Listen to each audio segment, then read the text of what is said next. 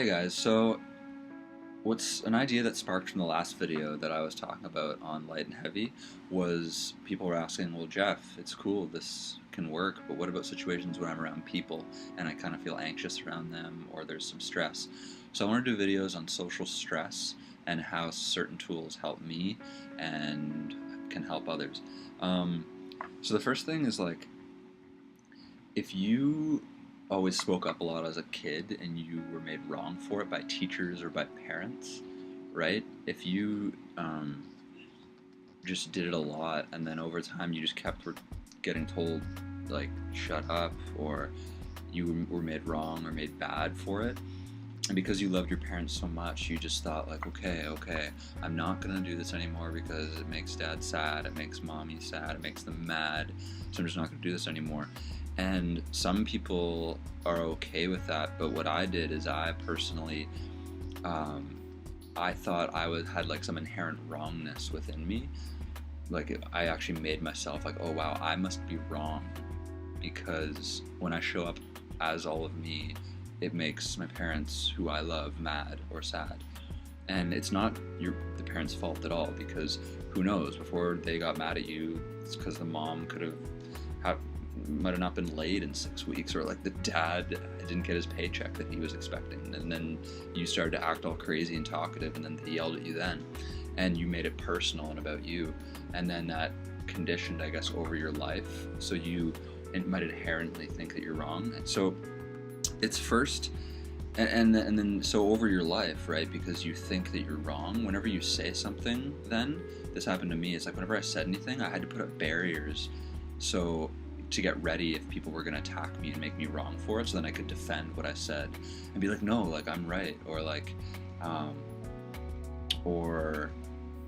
put up barriers to being vulnerable, because anytime I was vulnerable when I was young and like opened up to people and I thought that I got hurt somehow, it's like I put up walls and barriers around me, and it makes life not as fun, because willing to put down those barriers and just willing to be there with the person and just be present with them and breathe with whatever comes up, that's really the first step. And to know that what if nothing you say and what if nothing you are doing is right, and what if nothing you say and what if nothing you are doing is wrong?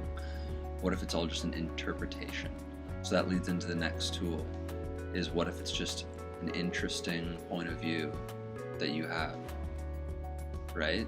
So I'll explain. The first thing is getting out of the wrongness of you. So I notice this in a lot of people, is that they're always being careful of what they say, because they might believe that they're a bad person, that they're wrong because of things they did when they were young. So they'll go around not wanting to ruffle anyone's feathers or say anything too inappropriate or bad, and then it makes them not want to be around people because they always have to watch what they say, or that they shouldn't do this, they ought to be this way, and they can't be this way, and they can be this way, but they can't be this way, or they can't say this. And it's just like, if you're always in your head like keeping a checklist of what you're saying and being and doing, it's just like, fuck, of course you don't want to be around people. So if you get out of the wrongness of you, then it doesn't matter what you say. And it's coming to that point of view that really, what if there is nothing wrong or right? What if anything you've ever done wasn't wrong? What if you've never ever said anything wrong? It's this place where we care so much as people that when you say something and someone gets hurt by it, let's say, or a teacher makes you wrong or bad for it, you make yourself responsible for how they reacted to you, or you make yourself responsible for how they responded to you, when really is it your duty or your job to be responsible for how they choose to react? No. Like, yeah, it's cute that you care that much, and I do the same thing too, but it's really a willingness to be like, you know what? I own my power and you own your own power, and if you're choosing to react and respond that way and blame me, then that's your choice, and I'm not responsible for that. So, I mean, I did that my whole life. Like, I always would be responsible if someone got sad around me, or if I did something and they got mad, and make it my fault. But it's their choice to respond and react that way. So that really got me out of the wrongness of me as well. and realizing this is the next thing, like I said, that it's just an interesting point of view. So the first interesting point of view tool is like, let's say someone that you know just walks by you, and when people say, oh, they snuffed me or whatever, like, what the hell, like, what a bitch, and they make it about themselves. Well, what if she just got in a fight with her boyfriend, or what if she's late, and she, you know, there's so many interpretations, millions of points of view you could have of it, but it's the one that you choose that you're going to focus on. And if you make it about you, then it's going to stick you. So it's coming to that place where if something happens, like it happens in social media a lot right now, because it's harder to interpret because there's no like emotion or facial expression. But if someone says a comment on your post and it's just like, all right, dude, and that's all it says or something, you have no idea what it really means. You give it the meaning. There's no meaning inherent in what they say. So it's the place of where if you give it a meaning of like, oh fuck, did I say something wrong? Like, are they being sarcastic there? And if you're just overthinking about it, just say to yourself, like, interesting point of view, I have this point of view. Interesting point of view, I think that post means that.